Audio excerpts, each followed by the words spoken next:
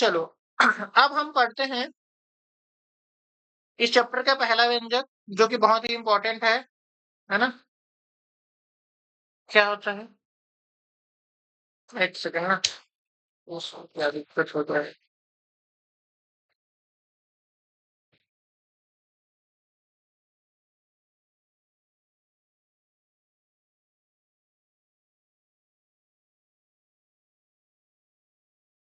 Biot-Savart का नियम। Biot-Savart का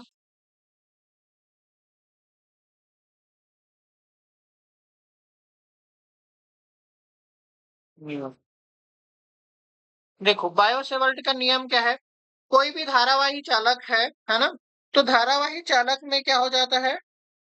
चुंबकीय क्षेत्र के मापन के लिए धारावाही चालक के निकट मैं लिख देता हूं, धारावाही चालक के निकट चालक के निकट चुंबकीय क्षेत्र के मापन के लिए चुंबकीय क्षेत्र के मापन के लिए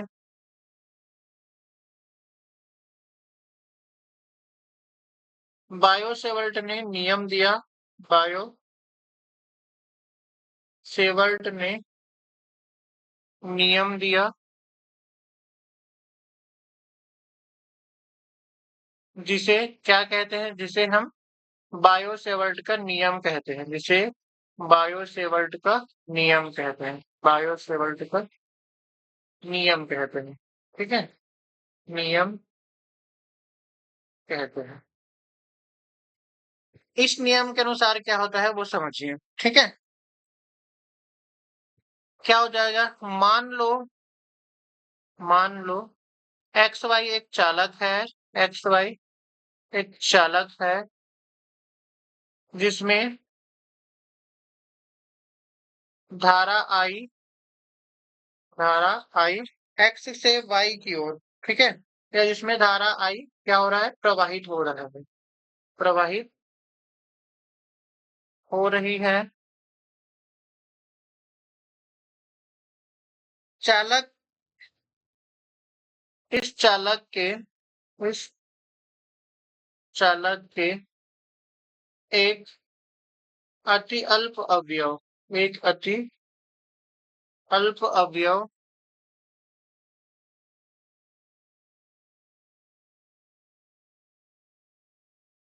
की लंबाई एक अति अल्प अवयव की लंबाई डीएल है जिसे धारा अवयव कहते हैं। क्या कहते हैं? धारा अवयव कहते हैं। जिसे धारा अवयव कहते हैं। ठीक है? तब इस धारा अवयव के कारण इस धारा अवयव के कारण बिंदु P पर चुंबकीय क्षेत्र की तीव्रता चुंबकीय क्षेत्र की तीव्रता dB।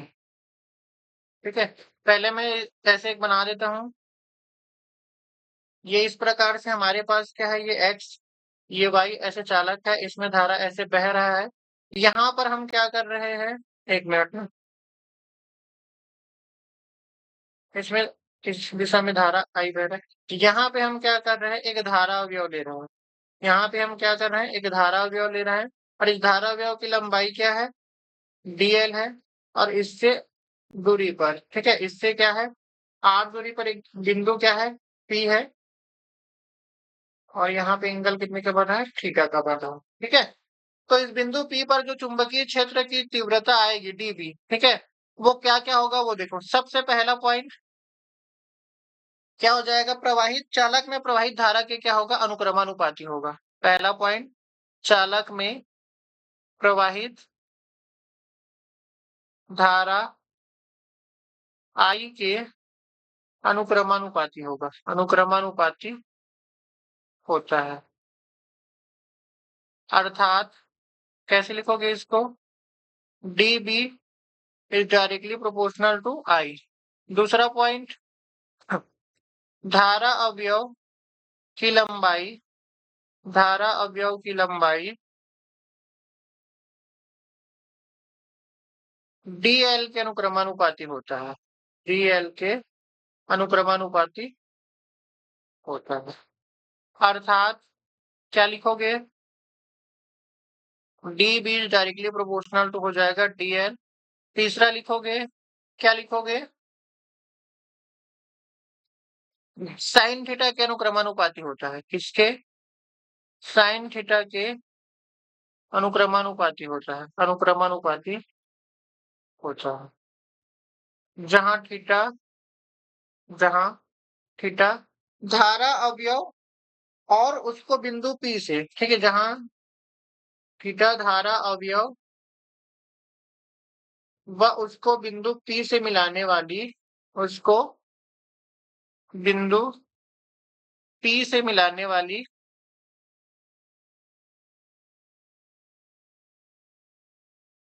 रेखा के बीच कोण है, रेखा के बीच कोण है, ठीक है। अर्थात क्या लिखोगे इसको भी, डी बी जो है वो डायरेक्टली प्रोपोर्शनल है किसके, साइन थीटा के, ठीक है। चौथा पॉइंट याद रखना, धारा अवयव से बिंदु P की दूरी के वर्ग के, ठीक है, क्या लिखोगे, धारा अवयव से, धारा अवयव से बिंदु P की दूरी, बिंदु P की दूरी के वर्ग के, बिंदु P की दूरी के वर्ग के व्युत्क्रमानुपाती, व्युत्क्रमानुपाती होता है, व्युत्क्रमानुपाती होता है। अर्थात क्या हो जाएगा, जो डी भी है तो वो इनडायरेक्टली प्रोपोर्शनल है किसके, आर के स्क्वायर के, ठीक है। देखो 4 पॉइंट याद रखना है। पहला पॉइंट क्या है कि धारा के अनुक्रमानुपाती होगा। दूसरा पॉइंट धारा अवयव के लंबाई जो डीएल लेते हैं उसके अनुक्रमानुपाती होगा। तीसरा पॉइंट याद रखना साइन थीटा के अनुक्रमानुपाती होता है। और थीटा किसके किसके बीच में है, देखो ये धारा अवयव और बिंदु P से मिलाने वाली रेखा के बीच का कोण है, ठीक है। और उसकी दूरी, धारा अवयव से बिंदु P की दूरी क्या लिया है, आर लिया है, तो उसकी दूरी के वर्ग के क्या होगा, व्युत्क्रमानुपाती होगा, ठीक है। सभी को मिलाकर लिखने पर, सभी को मिलाकर लिखने पर, सबको मिलाकर लिखेंगे तो क्या हो जाएगा, देखो डी बी जो होगा वो डायरेक्टली प्रोपोर्शनल होगा किसके किसके, आई के, डीएल के और साइन थीटा के। और इनवर्सली प्रोपोर्शनल है किसके, आर के स्क्वायर के। अनुक्रमानुपाती का साइन हटाओ तो क्या आ जाएगा, एक नियतांक आ जाएगा के, तो ये हो जाएगा I D L sine theta और बटे में क्या हो जाएगा, आर का स्क्वायर। इसको मान लो समीकरण 1, ठीक है।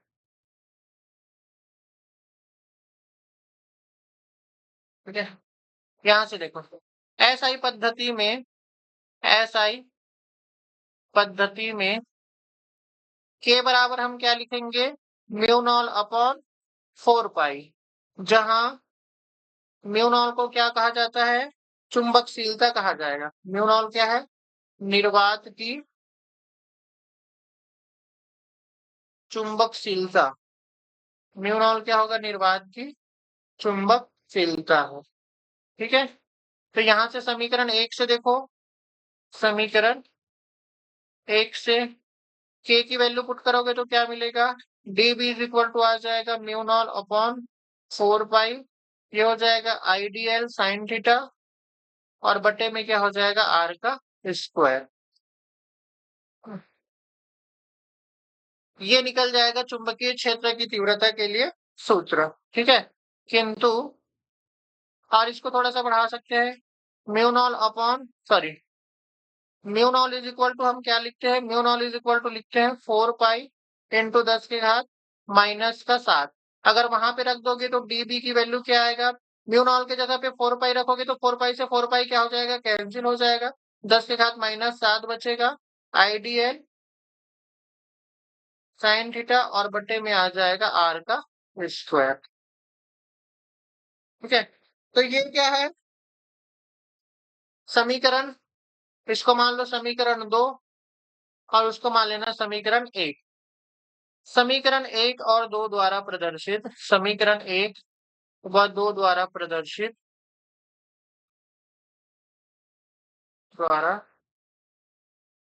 प्रदर्शित संबंध ही बायो-सेवर्ट नियम को दर्शाता है। बायो-सेवर्ट नियम को प्रदर्शित करता है, प्रदर्शित करता है। ठीक है, आया समझ में? बस इसमें आपको प्रूफ वगैरह नहीं करना है, बस कथन को याद रखना है। किसके किसके अनुक्रमानुपाती होता है, किसके व्युत्क्रमानुपाती होता है, और उसको एक बार मिला के लिख दोगे। नियतांक आएगा, नियतांक को रिप्लेस करोगे, नियतांक की वैल्यू याद रख लेना, फिर ये आ जाएगा। ठीक है, अच्छा, इस चुंबकीय क्षेत्र की दिशा कैसे ज्ञात करेंगे? जो चुंबकीय क्षेत्र की तीव्रता तो निकला, तो इसकी दिशा कैसे निकलेगी? चुंबकीय क्षेत्र की दिशा, तो इसकी दिशा हम निकाल सकते हैं किसके द्वारा? दाहिने हाथ की हथेली के नियम द्वारा। किसके द्वारा निकाल सकते हैं? दाएं हाथ की हथेली, दाएं हाथ की हथेली नियम 1 से ज्ञात किया जा सकता है, ज्ञात किया जा सकता है।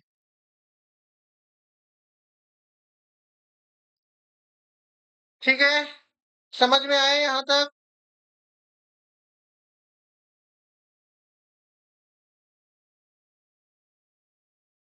ये नियम समझ में आया?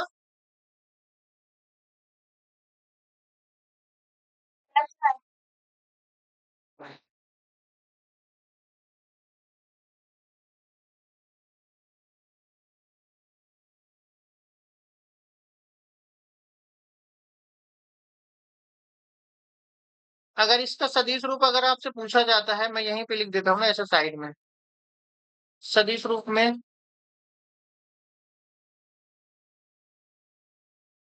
तो सदिश रूप में कैसे लिखोगे? डीबी का वेक्टर ये हो जाएगा म्यू नॉट अपॉन 4 पाई। ठीक है, ये हो जाएगा आई डी एल, और यहाँ पे लिख देना आप आर वेक्टर। ठीक है, देखो ऊपर में आर का गुना किया तो नीचे में भी आर का गुना करेंगे तो क्या हो जाएगा? आर का क्यूब हो जाएगा। आर का स्क्वायर पहले से है, ऊपर में एक आर का गुना कर रहे हैं तो नीचे में क्या हो जाएगा? आर का क्यूब हो जाएगा। ठीक है, तो ये इसका सदिश रूप है, ये आपको याद रखना है। अच्छा, जैसे हमने पहले चैप्टर में क्या पढ़ा था, कूलाम का नियम पढ़ा था, तो ये उसी का एक रूप है, क्योंकि ये भी क्या कर रहा है? व्युत्क्रम वर्ग के नियम का पालन कर रहा है। देखो नीचे में क्या आया है? आर का स्क्वायर आया है। ठीक है, तो जिस प्रकार से स्थिर वैद्युतिकी में कूलाम का नियम होता है, यहाँ पे क्या होता है? बायो-सेवर्ट का नियम होता है। ठीक है, जैसे वहां पे कूलाम का नियम होता है, तो यहाँ पे क्या होता है? बायो-सेवर्ट का नियम होता है ना?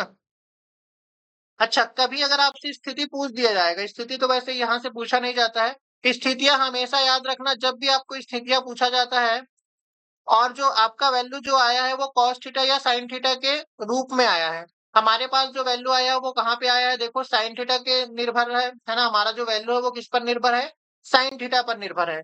तो कभी भी कोई भी वैल्यू जो थीटा पर निर्भर करेगा, चाहे वो कॉस थीटा हो या साइन थीटा हो, आपको स्थितियां हमेशा दो स्थितियां लेना है। ठीक है, पहला स्थिति क्या लोगे? अगर आप थीटा बराबर क्या लोगे? 0 डिग्री।